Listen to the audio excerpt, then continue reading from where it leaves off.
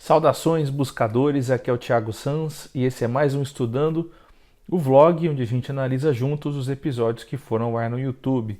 Hoje a gente vai falar do episódio 52, Conversando com um Alienígena Prisioneiro, parte 2. Se você não viu, o link está aqui no card e na descrição, confere lá e volta para cá para você ficar bem por dentro dos assuntos, beleza?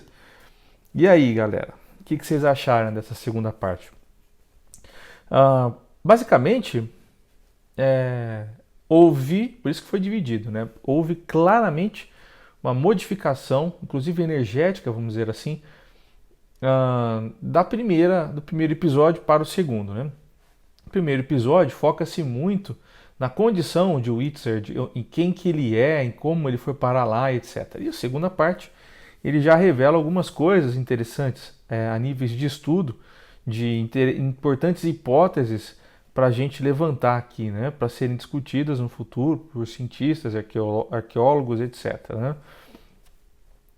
A primeira, o legado mais importante desse episódio é com relação à manipulação de elementos químicos no subsolo e nas altitudes, certo? Whitsherd fala claramente que sempre que nós temos alguns probleminhas aqui na Terra, de ordem cataclísmica, vamos dizer assim, ou a gente se enfia embaixo da Terra ou a gente vai para as montanhas, né? Ocorreu muito na época do dilúvio, o pessoal foi para as montanhas. Né? E em outras épocas, como na Lemúria, por exemplo, o pessoal foi para debaixo da Terra. Então, isso ocorre, né? E ele disse que para nós, na nossa biologia, né, é mais fácil irmos para o subsolo. Né? Ao contrário do que a gente pensa, é possível fazer muitas coisas lá embaixo. Né? E o Richard fala que a gente ainda não, estamos longe, na verdade, de extrair o máximo potencial que a gente pode energeticamente do solo, né? Coisa que nossos antepassados faziam melhor que nós. Né? Por exemplo, os egípcios não enterravam os mortos porque eles compreendiam que havia contaminação do subsolo, certo? Então, esse zelo, esse cuidado da energia do subsolo, energia da terra, nós não temos hoje, né? E é sobre isso que ele fala, né? Então, seguindo aqui para a gente não perder o fio da meada, né? A primeira parte mais importante, né, disso tudo é com relação à manipulação energética nestas altitudes, né, no subsolo ou em altas, baixas temperaturas, né, ou em altas altitudes. O que acontece lá? Né? Há uma diferença na manipulação, sobretudo do oxigênio, né, e uma interferência reduzida capaz de fazer com que os resultados das manipulações químicas sejam diferentes, certo? Isso lembrou uma coisa na hora da sessão para mim, né? Frequentemente a gente entende que as bruxas, né, mesmo as celtas ou a galera de Portugal, né, bruxa de Évora e tal, essa turma não ficava nas cidades. Eles saíam para locais mais afastados e montanhosos, né? E isso tem alguma relação nesse caso de manipulação energética e química, certo? Que a gente não associa, né, logo de cara. Não é somente para proteção, né? E ele fala aqui, antes a gente fala das pirâmides, que eu sei que vocês querem que a gente fale das pirâmides, ele fala de Teotihuacan, né? Ele fala que foi encontrado mercúrio em uma das câmaras de Teotihuacan, né? Ele dá a entender que esse mercúrio era utilizado ali com frequência, né?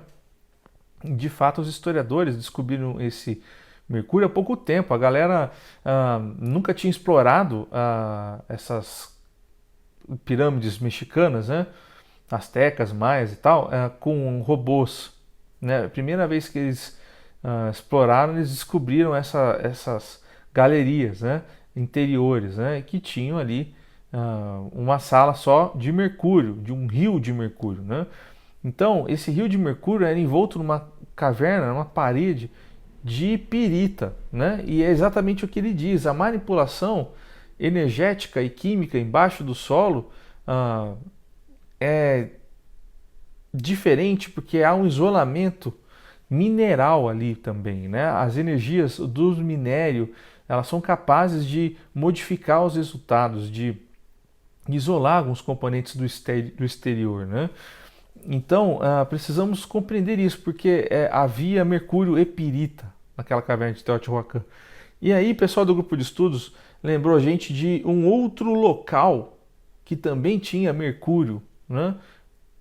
Trata-se de terracota, na China, né? Não sei se vocês já viram, é aquele local onde, embaixo do solo, onde tem vários guerreiros, né? Fileiras e fileiras de guerreiros, né? Customizados, um a um, né? Que simbolizam o exército antes de irem para a guerra e tal, né? Do imperador da época, que agora fugiu o nome. Ali era cheio de rio, tanto que você não pode caminhar direito por lá, você tem que ver meio que do alto, porque há índices muito altos de mercúrio no solo. Então, havia um rio de mercúrio lá, né, na China, e um rio de mercúrio no México, certo? Então, são coincidências, né, estranhas. A gente não vê um rio de mercúrio assim tão tranquilamente, tão facilmente, né? Meio que diz pra gente que houve uma manipulação ali, né? E isso tudo foi feito graças à intervenção dos espaciais. O Whitzer diz que os espaciais vieram aqui, e são diversos, né, espaciais que vieram e fizeram seus ensinamentos ali com esses povos antigos, né? E então essa força do solo, ela precisa ser levada em conta nas construções, nessas arquiteturas antigas, né? Porque as pirâmides, por exemplo, o Whitzer diz que elas foram construídas baseado num reforço energético que é o que fez com que ela sendo, né, construída de baixo para cima, né, com aquela câmara subterrânea no centro, né, e subindo, né, isso fez com que juntamente com a energia do entorno, né, fez com que a construção durasse muitos milhões de anos, né? Então, nós não conseguiríamos fazer uma construção durar tanto tempo com a nossa tecnologia atual, porque nós não temos esse trabalho energético. Isso me lembrou muito as questões dos campos santos da Umbanda, do Candomblé, né? Até judaicos, né? Você tem isso. E os egípcios faziam isso, né?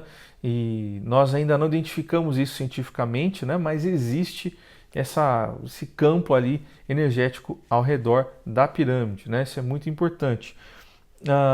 E com relação também ao solo, né?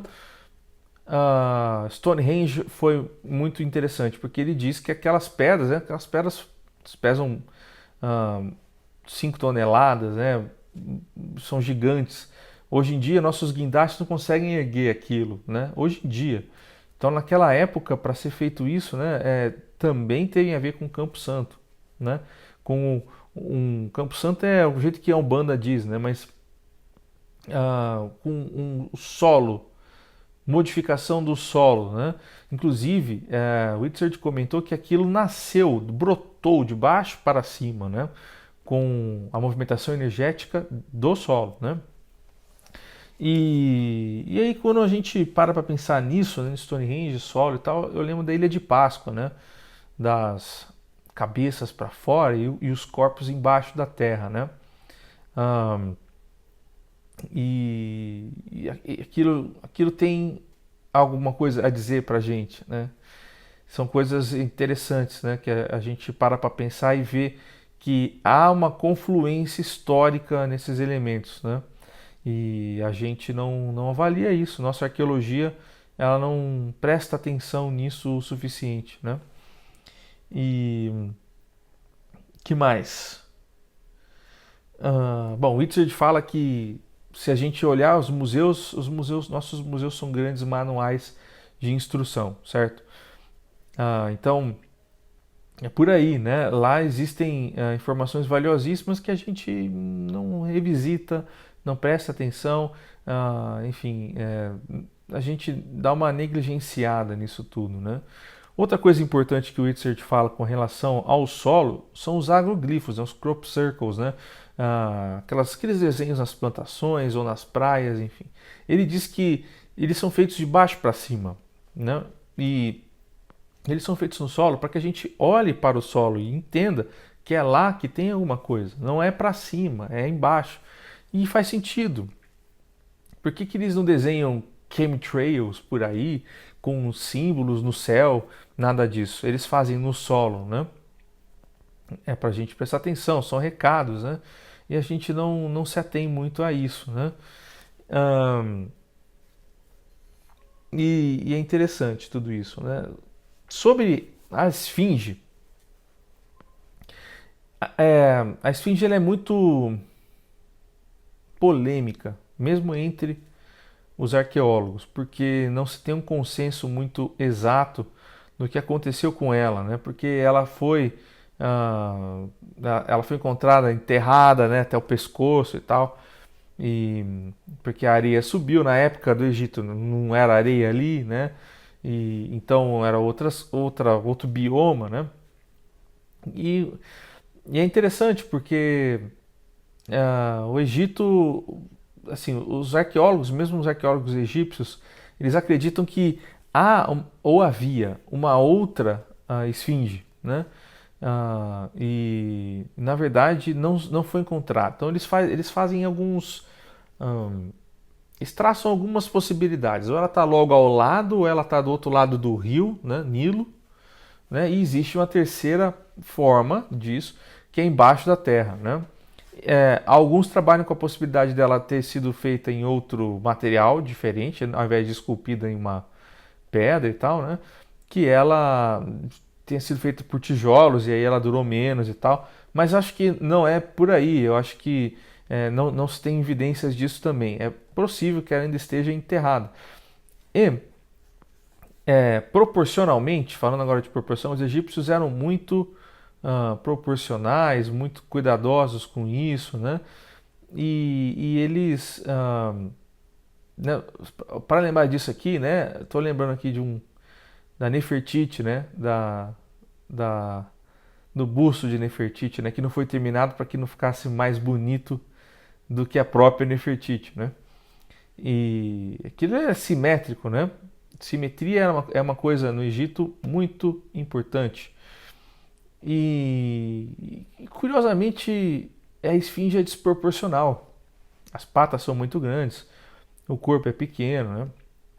Tudo indica que houve um faraó que pediu uma intervenção na esfinge, né? Que transformou a esfinge. E como se a esfinge estivesse lá antes deles, né?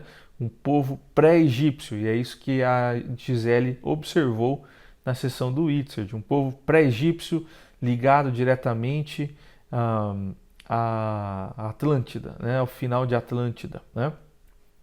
Então, os ancestrais egípcios. É mais ou menos isso que foi passado, né? Com relação a essas questões do solo. São interessantes, precisamos lembrar disso, averiguar isso, ir atrás disso. A manipulação química embaixo da terra não é comum a gente fazer isso, né? Eu até tentei pesquisar alguma coisa nesse sentido, eu não encontrei muitas informações sobre as leis da física serem interferidas, né? Serem resultados diferentes, né? Em locais com mineração, né? Com mineração não, com minérios, né? Não vi nada disso, não encontrei. Não sei se foram feitos muitos testes a respeito também, tá? É importante a gente observar isso, porque nossos antepassados parecem ter entendido melhor esses aspectos da Terra do que nós, né? Tanto que eles construíram coisas que duram até hoje e nós não conseguiríamos fazer isso. Nós fomos meio que desconectados da natureza, vamos dizer assim, né? E esse aspecto mostra uma força importante científica, química, com relação à natureza. É uma comprovação racional de algo que a gente normalmente trata de forma emocional, né? Fala assim, nós perdemos o contato com a natureza. Aí a galera que é racional fala assim, mas que saco esse papo de natureza. Agora você tem uma ideia científica, física, né, química disso tudo e fala, olha, tinha um porquê disso. Então faz sentido você ter se afastado disso e o resultado disso ser o que nós somos hoje. Tem uma relação, temos que pesquisar essa hipótese e tal. Então, é um avanço importante, né? Tinha que vir de um ser racional como Itzhard, certo? Contribuição legal, né? O Itzhard fala da extração que ele fazia, né? Nós perguntamos mais nesse vídeo algumas coisas que eram mais relacionadas à primeira parte. Nós perguntamos sobre a extração. E o Itzhard disse que ele, no início, né, ele não quis responder se ele tinha sido ou não autorizado, né? Ele faz um charme, né? Na segunda parte ele diz que não, que a regência da Terra sabe das coisas, ela entende o que acontece aqui, né? E que não é jogado. A Terra não está aqui, a Deus dará, né?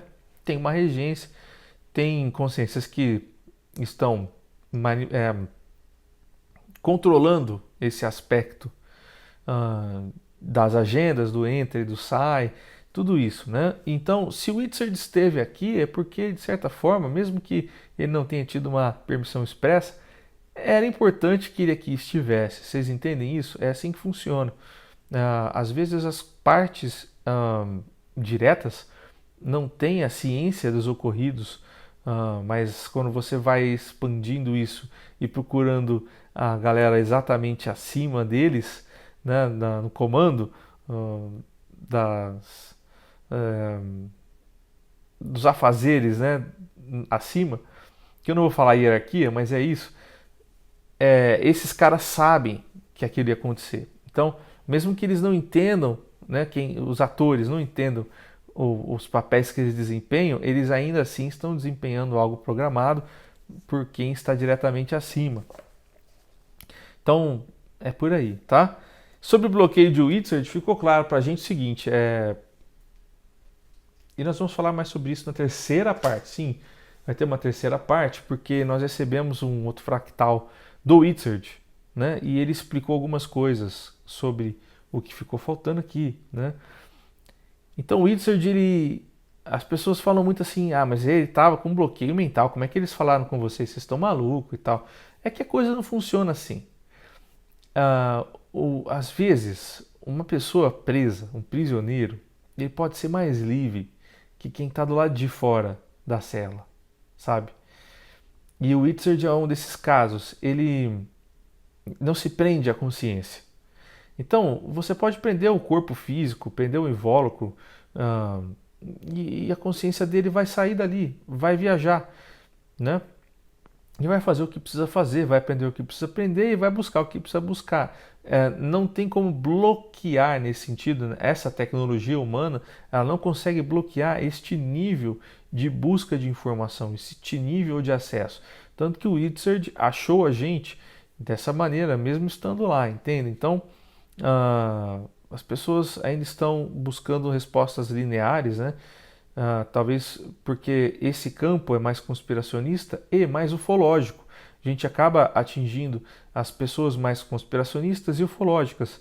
E elas não estão tão habituadas, principalmente nas questões esotéricas de emancipação da alma, de projeção astral, coisas assim, né? Não é bem da alçada, né, dessa turma. E o que é completamente compreensível, né? Então, no PC nós falamos muito sobre isso e é possível a gente compreender, então, como que ocorre, né, esses processos, né? É um mix das duas coisas, das áreas, né? Então, foi uma contribuição muito importante, né? Uma contribuição muito interessante que nós tivemos aí do Itzhard, beleza? Então é isso, galera. Considerem apoiar o canal, né? Sem a ajuda de vocês não é possível essa qualidade de produção. Então considerem apoiar, qualquer valor nos ajuda, o link está aqui na descrição. E fiquem bem e até semana que vem. Tem mais o Itzhard, hein? Tchau, povo. Fui.